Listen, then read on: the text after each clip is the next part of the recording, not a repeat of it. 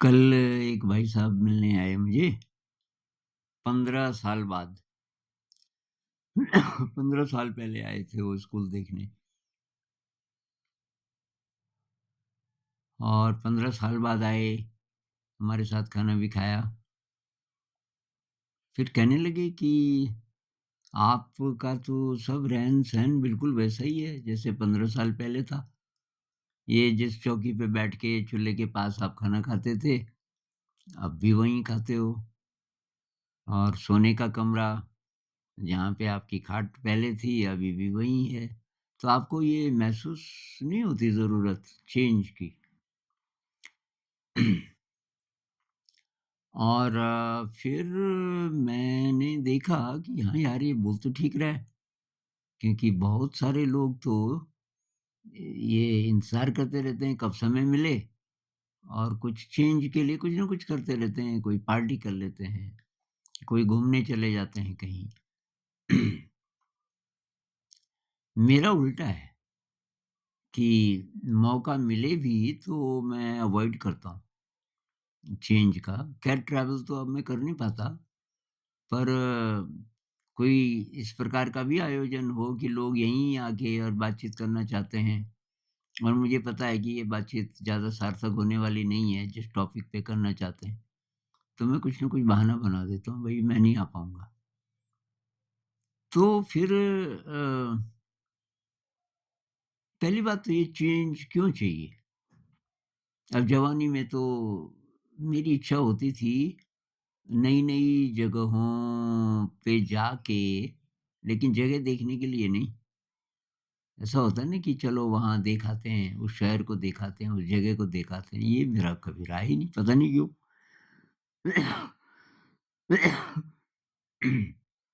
कितनी भी बढ़िया जगह हो, पर मेरे ख़्याल से मेरे 3 रहते थे टॉपिक।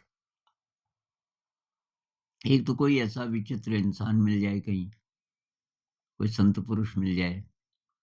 अ, एक ये रहता था कि क्या पता कोई ऐसा इंसान मिल जाए। एक रहता था कम्युनिटी कि लोग प्यार से कुछ लोग एक साथ रह रहे हैं और उस समय मुझे ध्यान का भी पता नहीं था। जब मैंने ट्रैवल शुरू किया था उस समय मुझे मेडिटेशन का तो पता नहीं था। कुछ एक्सपीरियंसेस हुए थे मुझे जिन्हें मतलब पैरानॉर्मल कैटेगरी के एक्सपीरियंसेस कह सकते हैं। बहुत शैटरिंग एक्सपीरियंसेस मैंने डांस ऑफ द बी में थोड़ा ज़िक्र किया है उन अनुभवों का। लेकिन वो आध्यात्मिक कैटेगरी के हैं और तो ये मेरे दिमाग में नहीं आया।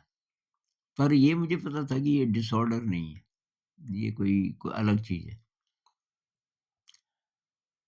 तो उस समय ये थी 3 चीज़ें कि भई कोई या तो इंसान मिल जाए अच्छा, या कोई कम्युनिटी मिल जाए, या कोई स्कूल हो।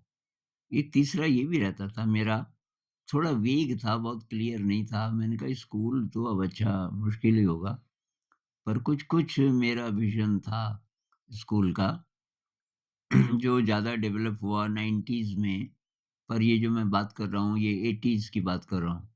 ये 80, 81, 82 उस बीच ये बहुत ज़्यादा मेरे अंदर हो गया था कि मुझे घूमना है और देखना है अपने देश में। मैंने पता किया दूसरे देशों में ये संभावना होगी क्या कि कोई संत पुरुष मिल जाए, कोई कम्युनिटी मिल जाए? मैंने विदेशियों को पूछा, तो कहने लगे यार यही चीज़ें ढूँढने तो हम यहाँ आते हैं भारत में। तो भारत में विदेशी लोग जो आते हैं, तो अब कोई घूमने भी आते होंगे, लेकिन बहुत लोगों की यही तलाश होती है, आध्यात्मिक। तो आध्यात्मिक है ये सब किस एंगल से है, ये सब मुझे उस समय नहीं था पता। लेकिन जब से मैं यहाँ आया अ, ये प्रोग्राम शुरू हुआ, तब से मुझे यहाँ ऐसा लगा कि यहाँ कुछ विशेष प्रकार की एनर्जी है। वो एनर्जी शायद धीरे-धीरे बनी और अगर मैं इससे बाहर जाऊँगा, तो एक तो वो एनर्जी फ़ील्ड से मैं बाहर चला गया तो मैं कमज़ोर पड़ जाऊँगा। सब मतलब अपनी ही जितनी एनर्जी है, उसी के आधार पे जीना पड़ेगा और अपनी एनर्जी अगर ज़्यादा नहीं है, तो बाहर की जो एनर्जी है वो प्रभावित करेगी। एक कारण ये भी था और मुझे ये भी समझ आ गया कि अगर साधना करनी है, गहरी साधना करनी है तो मुझे अनावश्यक इंटरैक्शन से बचना चाहिए। तो फ़ोन तो ख़ैर मैंने लिया ही नहीं, कभी भी नहीं। तो अभी ये जो फ़ोन है जिससे रिकॉर्डिंग हो रही है, ये तो रिकॉर्डिंग के लिए मँगवाया गया है, इससे मैं बात बात मैं फ़ोन पे करता ही नहीं और कुछ मुझे हो भी जाता है, अगर मैं बात करूँ मेरे सिर में एक प्रकार का दर्द जैसा होता है, तो मैं इसको अवॉइड करता हूँ। अ, तो कोई बाहर की दुनिया से कोई संपर्क नहीं। ये चिट्ठी-पत्री, ईमेल वगैरह-वगैरह ये और लोग करते थे। अभी पहली बार जब से ये चैनल ज़रा ठीक से चलने लगा, लोग सवाल पूछने लगे और मैं तो पहले बसता था और लोगों को मैंने कहा, ये लोग क्या लिख रहे हैं कि ये तो लिखते ही रहेंगे, ये तो इसी को बोलते हैं कमेंट।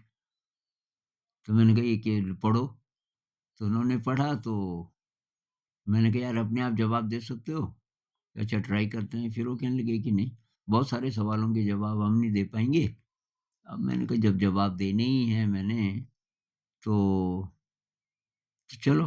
फिर भी वो टाइप करते थे शुरू में और अभी फिर धीरे-धीरे मैंने कहा, अच्छा तो टाइप भी मैं खुद ही कर लूँगा, थोड़ा स्लो करूँगा।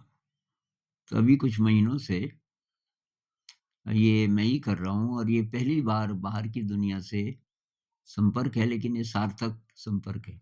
सार्थक इसलिए है कि हम सब लोग तो एक ही एनर्जी फ़ील्ड में हैं। सब आध्यात्मिक हैं, तभी इस चैनल से जुड़े हैं। सब अपनी ज़िंदगी को थोड़ा अच्छा करना चाहते हैं। तो अब तो मुझे खुशी है। इस तरीके का इंटरैक्शन मुझे अच्छा लगता है। वो चाहे ये कमेंट्स के थ्रू हो, ईमेल के थ्रू हो या कोई यहीं आ जाए। यहाँ आते रहते हैं लोग। और मुझे इस बात से अ, एनर्जी मिलती है कि बातचीत से लोगों को फ़र्क पड़ता है, उनकी ज़िंदगी पे फ़र्क पड़ता है, कुछ समाधान मिल जाता है। तो ये तो बहुत बड़ी बात है। लेकिन जो हमारा विषय था कि चेंज।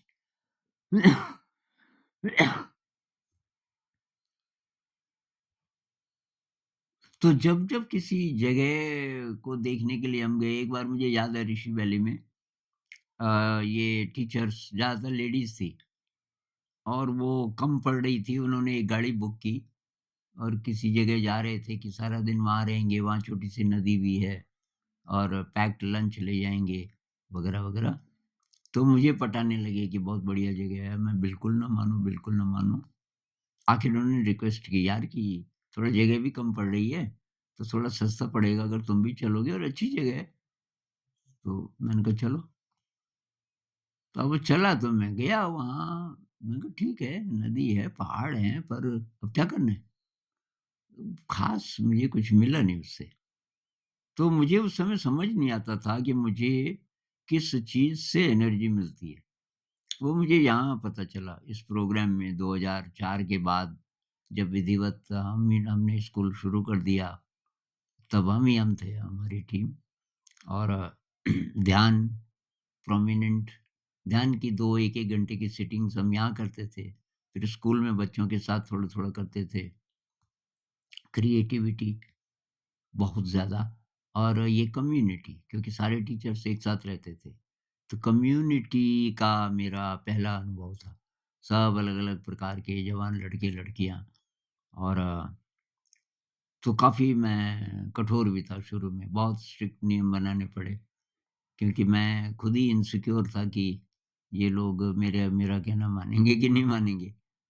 तो ख़ैर धीरे, धीरे, धीरे करके तो ध्यान को जो एक्सेप्ट किया लोगों ने, मेरे ख़्याल से असली बात वो थी कि ध्यान कोई ऐसी चीज़ है जो ज़िंदगी के लिए बहुत महत्वपूर्ण है। और अब एक कारण ये भी हो सकता है कि मैं तो इसीलिए था यहाँ। मैं रोज़-रोज़ उनको बोलता था जिस दिन मुझे लगेगा कि ये जगह ध्यान के लिए अनुकूल नहीं है, मतलब कहीं से कोई ऐसी डिस्टर्बेंस आने लग जाए, कुछ होने लग जाए, तो मैं भई अगले दिन चला जाऊँगा। तो वो समझ गए थे कि इस आदमी के लिए ये कोई बहुत ही महत्वपूर्ण चीज़ है। उनका एक्सपोज़र था नहीं। फिर उनको भेजा ये 10-10 दिन का जो विपश्यना अम, ध्यान होता है सेंटर्स में, भेजा इनको। एक देहरादून में भी है, यहाँ से नज़दीक पड़ता है, तो वहाँ भेजा। सब लोगों को, जितने टीचर्स आते थे, 6 महीने के अंदर-अंदर पहले वो 10 दिन का करके आओ भई। और तो उसके बाद तब धीरे-धीरे, धीरे-धीरे फिर विदेशी लोग आने लग गए।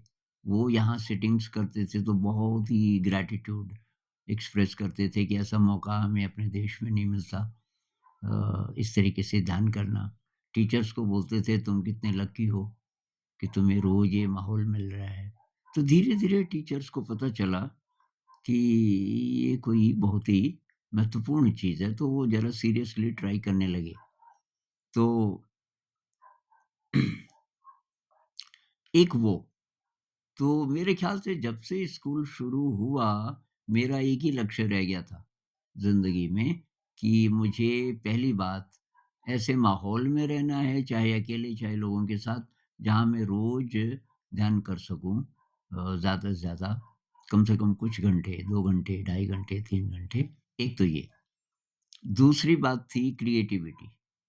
तो स्कूल मुझे लगा कि अगर मैं क्रिएटिव नहीं हूँ और ये क्रिएटिव तरीके ना हो हमारे पास, तभी डिस्ट्रैक्शन है। और बच्चों के साथ मैं नहीं रह पाता था बैलेंस्ड। एकदम शुरू में गुस्सा आ जाता था कि ये बात ही नहीं सुन रहे मेरी। अब बच्चे हैं तो उनका जो बचपन है उसको तो वैल्यू करना पड़ेगा। वो थोड़ा बहुत शोर भी करेंगे वगैरह। मुझे गुस्सा आ जाता था उस समय। तब धीरे, धीरे, धीरे, धीरे मेरा ये दूसरा तब अपॉर्च्युनिटी हो गई। स्कूल जाना, बच्चों के साथ काम करना, अपॉर्च्युनिटी कित कितना गुस्सा आता है अंदर और आप उसको तुरंत एक्सप्रेस कर दोगे या कि अ, उसको देखोगे गुस्से को। अब जय कृष्णमूर्ति जी को तो बहुत सुना हुआ था ना पहले कि भई गुस्सा आया तो देखो उसको, जस्ट सी। और तो मैंने धीरे-धीरे इस पे काम करना शुरू किया तो वो एक अपॉर्च्युनिटी होगा। अब बच्चों को समझ ही नहीं आ रही कोई बात। तो मैं बोलता था टीचर्स को कि बच्चा नहीं है दोषी, बच्चों को समझ नहीं आ रहा है। अब किसी को कोई प्रॉब्लम है, कोई मेंटली स्लो है, उसकी बात नहीं हम कर रहे। ठीक-ठाक बच्चे हैं, नॉर्मल, अब उनको समझ नहीं आ रहा तो ये आपका दोष है टीचर का। और ट्राई करो, कितने तरीके ट्राई किए आपने और आपको गहराई से पहले समझ आया 1/2 धन 1/3 बराबर 5/6 कैसे होता है? आपको आया गहराई से समझ? किसी प्रैक्टिकल तरीके से बता सकते हो बच्चों को? तो ढूँढो। तो वो जो रिसर्च थी हमारी अ, एक वो कमाल की चीज़ थी और उससे जब बच्चों को बहुत जल्दी समझ आता था। फिर म्यूज़िक क्रिएट करने का मतलब मैं पोएम्स तो लिखता था बहुत पहले से। कुछ 100 पोएम्स मैंने लिखी होंगी, वहीं छूट गई मैं क्योंकि मैं एक जगह तो रहता नहीं था। कुछ-कुछ सामान छोड़ के जाता था कि शायद वापस आऊँगा और वापस कभी जाता नहीं था वहाँ। तो कुछ डायरीज़ थी मेरी, जिनमें बहुत सारी कविताएँ थी। वो सब कहीं रह गई और लेकिन गीत मैंने बहुत कम बनाए थे, 2-3 गीत। ऋषि वैली में मैंने 2 गीत बनाए थे। वहाँ 2 साल मैं रहा, बच्चों ने रिक्वेस्ट की कि कुछ नया।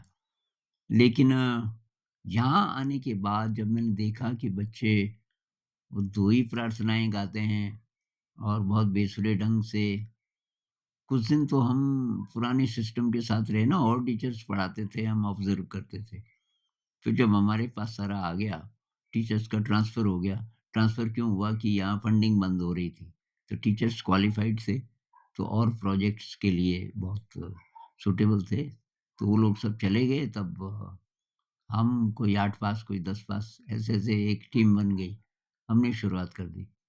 तो ये जो था म्यूज़िक, तो क्रिएटिव वेज़ ऑफ टीचिंग और मेडिटेशन और म्यूज़िक। तो म्यूज़िक में डिवोशनल इंस्पायरिंग म्यूज़िक ये मेरे लिए नई चीज़ थी, मौका ही नहीं मिला था कभी। और तब इसकी ट्यून बनाना, पहले तो इसको लिखना, इसकी ट्यून बनाना और फिर सिखाना बच्चों को। फिर जब बच्चे गाते थे, उससे मुझे जो खुराक मिलती थी, तो इतने साल शायद एक बहुत बड़ा रोल म्यूज़िक का भी रहा। तो कुल मिला के ये जगह ऐसी बन गई मेरे लिए बहुत चार्ज्ड, ऐसी जगह जहाँ की मेडिटेशन बहुत नेचुरली होने लग जाए।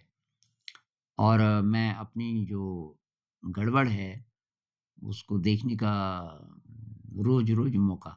एक तो टीचर्स के साथ, अब 10, 12, 14 लोग यहाँ रहते हैं, इनके साथ, और फिर बच्चों के साथ इंटरैक्शन में। तो शायद ये कारण था कि मैं यहाँ से तो कहीं जाना ही नहीं चाहता था, अभी भी नहीं। जहाँ तक प्रकृति की बात है, प्राकृतिक सौंदर्य, वो मुझे सबसे ज़्यादा ल्यूसिड ड्रीम में दिखता है। ल्यूसिड ड्रीम में ऐसे-ऐसे लैंडस्केप्स दिखते हैं मुझे कि उससे सुंदर ये जगत हो नहीं सकता। तो वो कमी वहाँ पूरी हो, वैसे तो यहाँ वैसे भी बहुत सुंदर है ना। अभी मेरी खिड़की से बाहर भी अच्छा दृश्य दिख रहा है। मैं छत में चला जाऊँ, चारों तरफ घूमूँ, बहुत कमाल का दृश्य है, हिमालय है। अब कुछ लोग और ऊपर जाते हैं, मैं भी जाता था पहले। शुरुआत में थोड़ा घूम-घाम के आ जाता था, जंगल से। जंगल, वहाँ तो इंसान तो है नहीं, इंसानों से नहीं चाहता था मैं इंटरैक्शन। तो जंगल तो एकदम जंगल, कोई घर नहीं है, मीलों-मीलों तक इसके ऊपर। आजकल थोड़ा खतरा है, ये भालू और लेपर्ड ये अटैक करने लगे इंसानों पे। तो ये जो लोग जाते भी थे आजकल ज़रा कम जा रहे हैं। तो मैं तो जंगल नहीं जा पाता बहुत समय से, मैं यहीं घूमता रहता हूँ थोड़ा एक्सरसाइज़ के लिए। तो वैसे तो प्रकृति यहीं भी बहुत सुंदर है, लेकिन ल्यूसिड ड्रीम में जो सुंदरता है, वो तो कहीं हो नहीं सकती। हालाँकि मैं ल्यूसिड ड्रीम का भी उपयोग ध्यान के लिए करता हूँ कि वो दृश्य को देखते-देखते मैं विचार शून्य हो जाऊँ। वो दृश्य है, ये शरीर का आभास है, और शरीर में संवेदना भी महसूस होती है बहुत बार। उस शरीर में भी वो जो उड़ रहा है, तो उसमें संवेदनाएँ, सुखद संवेदना जिसको बोलते हैं, प्लेज़रेबल सेंसेशन, और तो तब कहीं जाने की क्या ज़रूरत है? अ, बाकी दुनिया से वो साइकोलॉजिकली फ्री तो मैं काफ़ी समय से हो गया था, कि कुछ नहीं चाहिए। ना वाह-वाह चाहिए, ना कोई क्रेडिट चाहिए कि अच्छा काम कर रहे हो, ना लोग चाहिए कि वो पास आ जाएँ, पूछने लग जाएँ कुछ। हाँ, कोई कोई अब बहुत डीप क्वेश्चन्स लेकर के आए, तो मुझे अच्छा लगता है, तब तो हम डिस्कस करेंगे। कोई ध्यान के लिए आए, बहुत बढ़िया। कोई जानने के लिए आए, हम कर क्या रहे हैं, कैसा प्रयोग है, तब तो मैं अवेलेबल रहता हूँ।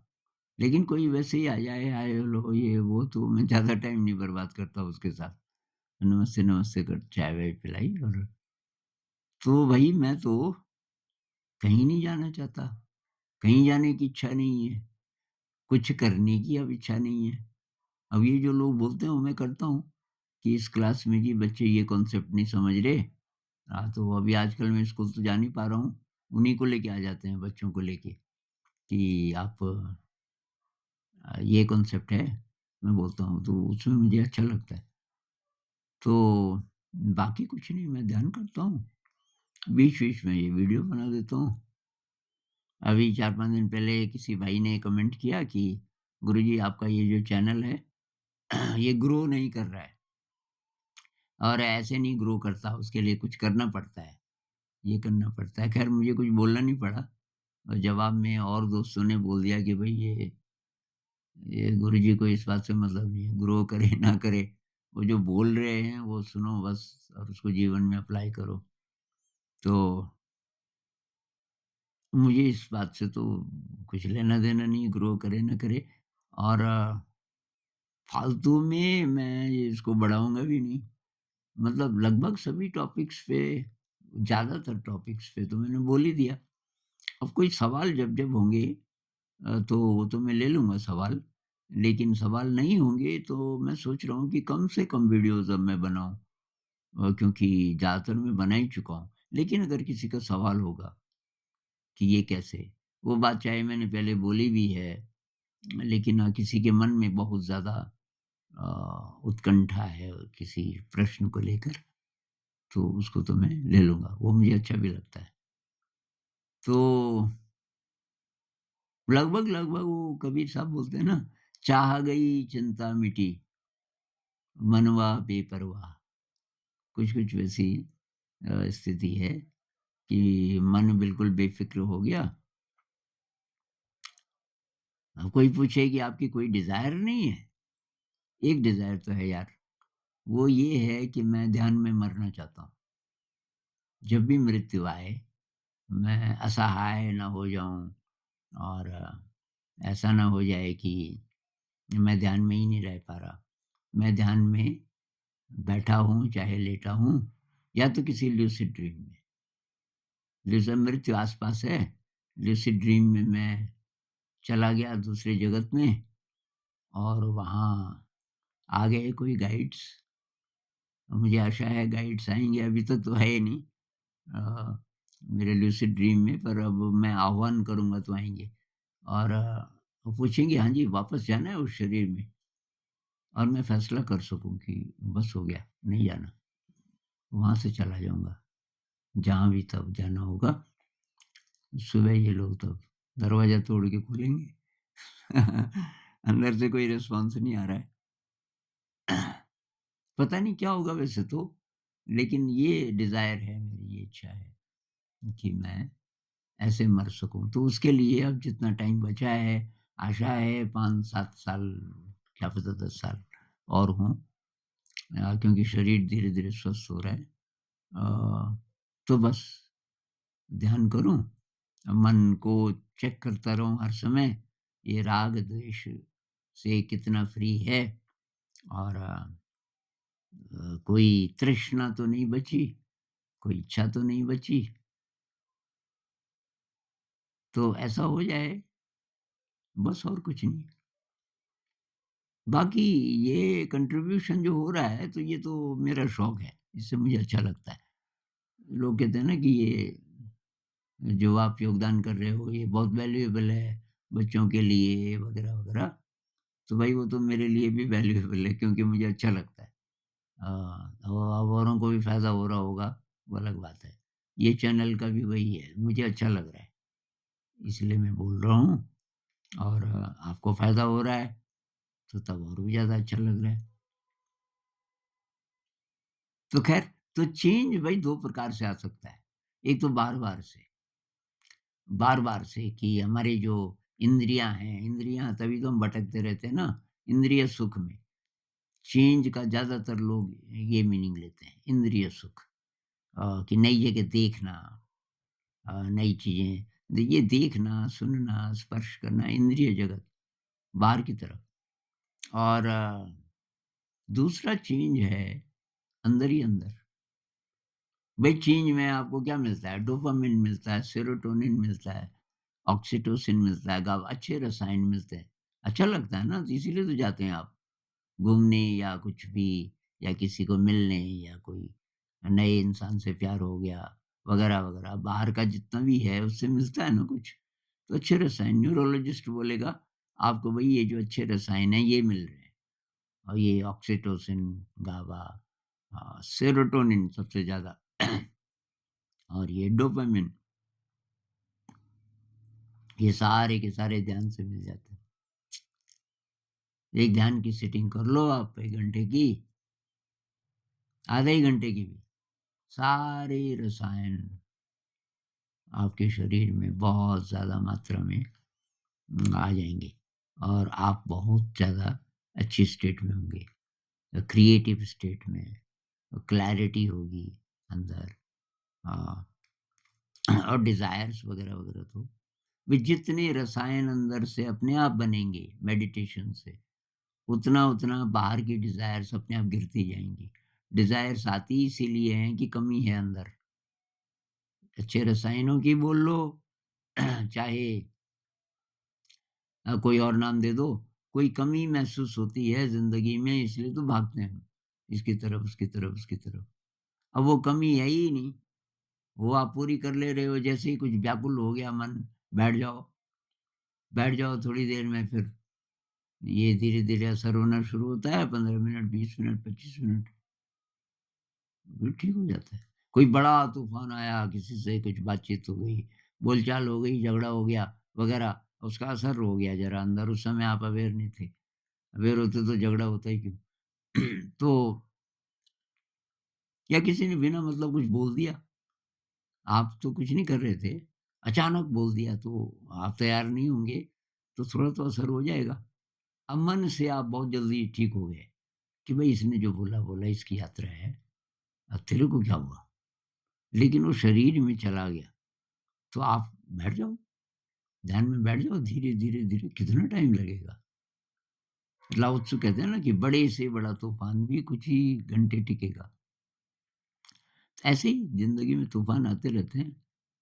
मैं तो किसी-किसी रात ये बात है 2004-5 की, जब नया-नया प्रोग्राम शुरू हो रहा था बहुत चैलेंजिंग, किसी-किसी रात में 8-8 घंटे बैठा रह गया, दीवार के सहारे, बीच-बीच में हल्की सी नींद भी आ जाती थी, लेटता नहीं था जब तक प्रॉब्लम है और सुबह तक प्रॉब्लम गायब, परिस्थितियाँ सब वही हैं। मैंने कहा ये प्रॉब्लम काहे की है? कोई प्रॉब्लम नहीं है, जो होगा होगा, तो ट्रस्ट क्यों नहीं कर रहा डिवाइन विल पे? और सब ठीक, सुबह तक। तो अब मुझे 8 घंटे नहीं बैठना पड़ता, अब ज़्यादा से ज़्यादा पहले तो ऐसी घटनाएँ होती नहीं हैं और मैं थोड़ा चल के ही ठीक कर लेता हूँ, अगर हुआ भी कुछ क्षमा भाव, उसको उसके एस्ट्रल बॉडी को गले लगाना, अगर किसी इंसान के साथ कुछ हुआ। कुछ और प्रॉब्लम है, ट्रस्ट करो, परमात्मा को ट्रस्ट करो, सब ठीक हो जाएगा। हाँ। अब जो लोग विश्वास नहीं करते, तो कोई बात नहीं, ध्यान करो। ध्यान पे तो विश्वास है ना, प्रैक्टिकल करो और धीरे, धीरे, धीरे, धीरे आप एकदम सही हो जाओगे। तो जब अंदर ही अंदर से आप रिन्यू हो रहे हो, चेंज हो रहे हो, अ, अच्छा चेंज रोज़ आ रहा है, रोज़ ग्रोथ हो रही है, तो फिर बाहर की क्या ज़रूरत है? लेकिन भई मैं ये नहीं कह रहा हूँ कि अब तुम लोग जो जवान लोग हैं, वो ये इच्छा गलत है कि यहाँ जाना, वहाँ जाना। जवानी में थोड़ा देखना चाहिए, जितना मौका मिले, जिसको शौक है, नई-नई जगहें, नए-नए अनुभव लो जवानी में तो। और अनुभव लेते, लेते, लेते जब आपको अंदर से लगे कि अब काफ़ी बाहर काफ़ी देख लिया, अब ज़रा अंदर देखना है, तब ऐसी स्थिति आ सकती है कि आप एक ही जगह हो और रोज़ नए हो, रोज़ अपने को रिन्यू कर रहे हो।